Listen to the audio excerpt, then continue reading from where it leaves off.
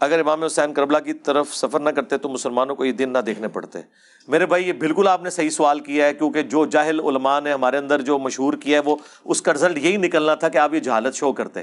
اسی لیے تو ہم نے کہا ہے کہ بندہ پڑھو اصلی جنہیں کام پایا ہے. کربلا تو پروڈکٹ ہے اس غلط کام کی. کام تو اس دن خراب ہوا ہے نا جب حضرت علی کی خلافت ماننے سے انکار کیا گیا. یہ کام ادھر سے بگڑا ہے. یہ نہ لکھیں کہ حضرت حسین نہ جاتے. حضرت حسین تو اس وقت گئے کہ جب پورا انتشار پھیل چکا ہوا تھا. حضرت حسین کو تو وہ کہہ رہے تھے کہ آپ اچھے وارث رسول ہیں کہ دین کا جنازہ نکالا جا رہا ہے، آپ کا بھائی صلح کر کے جو ہے وہ سائڈ پہ ہو گیا، آپ بھی خاموش ہیں. یہ جی ٹی وی کے اوپر میں نے 3 ویڈیوز ریکارڈ کرائی ہیں سرکار.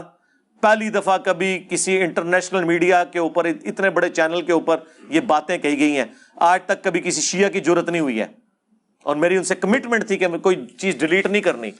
میں نے کہا مجھ سے پہلے طے کرو پیمرا کی پالیسی، کیا مسئلہ ہے تمہیں؟ انہوں نے کہا جی امیر شام کا نام آپ نے نہیں لینا.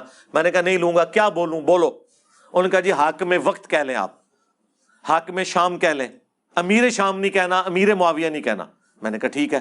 دیکھیں کربلا کے اسباب آپ دیکھیں، میں نے ایک ایک چیز کھول کے بیان کی ہے. تو کربلا تو ایک اینڈ رزلٹ ہے، ٹھیک ہے.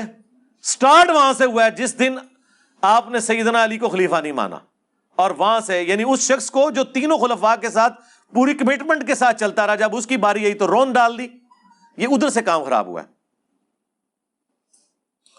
امام حسین کی کربلا میں شرائط کیا؟ وہ جعلی روایت ہے. یہ بھی میں نے اس میں بتایا کہ 3 شرطیں کیسے. میرے بھائی اللہ کے بندو، یہ اسی طریقے سے ہے کہ آپ کو کل کو کوئی بتائے کہ جی علی بھائی چشتی رسول اللہ اشری رسول اللہ کو صحیح ماننے کے لیے تیار ہو گئے ہیں، اگر جو ہے نا وہ فلانا مولوی اپنی مسجد علی بھائی کو جمعے کے خطبے کے لیے دے دے.